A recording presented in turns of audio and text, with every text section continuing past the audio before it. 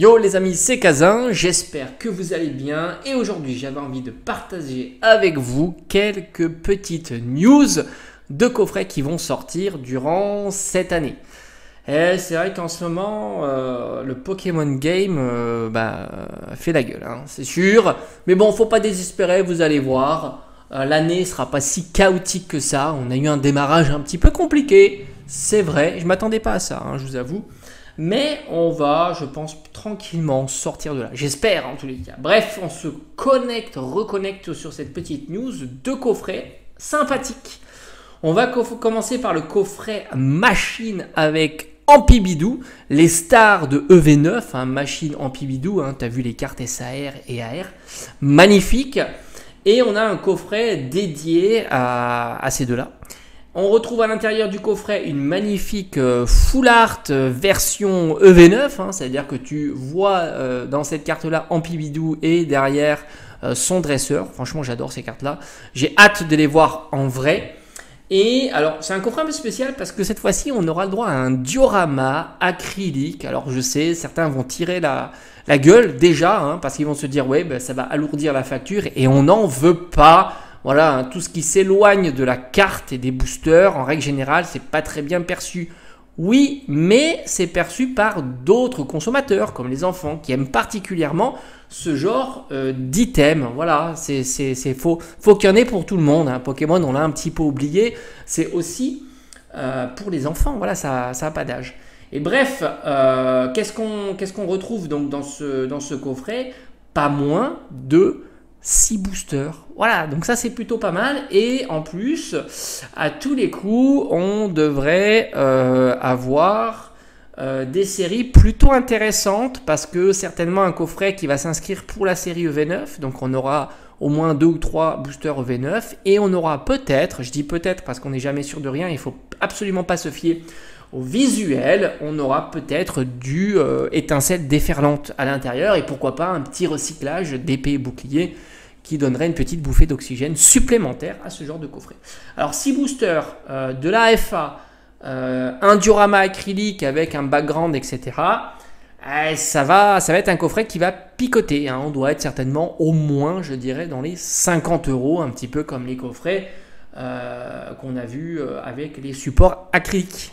Voilà. Même si là, c'est pas un cadre acrylique, j'ai envie de dire que ce sera dans les cinquantaines d'euros, hein, comme les coffrets Dracofeu, Léviator et ainsi de suite. On continue, et là, c'est le fameux Dracofeu Terra cristallisé qui reprend du travail. On a une carte exclusive de Dracofeu X Terra cristallisé, je dis bien exclusive, même si elle ressemble à celle qu'on a dans le set Flamme Obsidienne, c'est un petit peu le même pattern, on va dire. Et on retrouve 5 boosters à l'intérieur, donc un petit peu moins chargé que le coffret précédent. Peut-être qu'il sera légèrement moins cher, c'est possible. On sera peut-être autour de 40-45 € pour un coffret comme ça. Parce que 5 boosters, 6 x 5, non, plutôt 35-40 €, je devrais dire plutôt. Je me suis un petit peu emballé. Je dirais qu'on serait sur du 35 € sur ce genre de coffret. Et on retrouve une jumbo, petite particularité. Alors ça, c'est assez intéressant. Est-ce qu'ils vont travailler de plus en plus là-dessus? Ça serait peut-être une bonne nouvelle. Hein. Les holographiques pourraient peut-être changer, on ne sait jamais.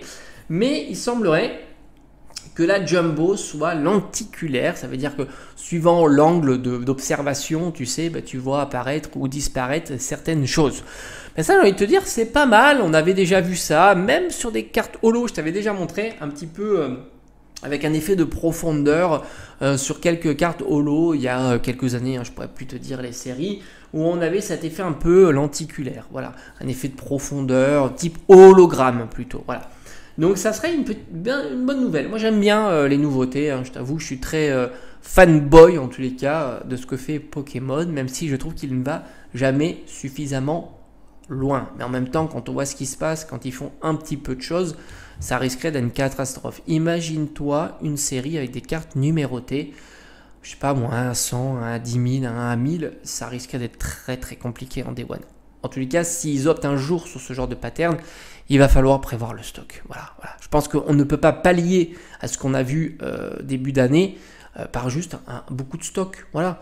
hein, comme on peut imaginer les panini autocollants, tu vois. Je veux dire, quand tu vois la quantité astronomique qu'il peut y en avoir, on se dit pas, mon Dieu, ça va être une catastrophe, tu vois. Bref, c'est pas le sujet.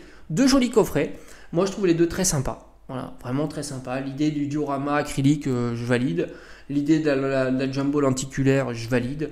L'idée de la petite carte X, bon, j'aurais aimé plus loin, au moins une full art. Imagine-toi avec un dresseur derrière, ça aurait été top. Et puis la petite full art en pibidou machine, je valide évidemment. Bref, ça sent bon, c'est plutôt cool. Puis j'aime bien avoir beaucoup de choses, hein. Moi, je suis plutôt partisan de plus il y en a, mieux c'est.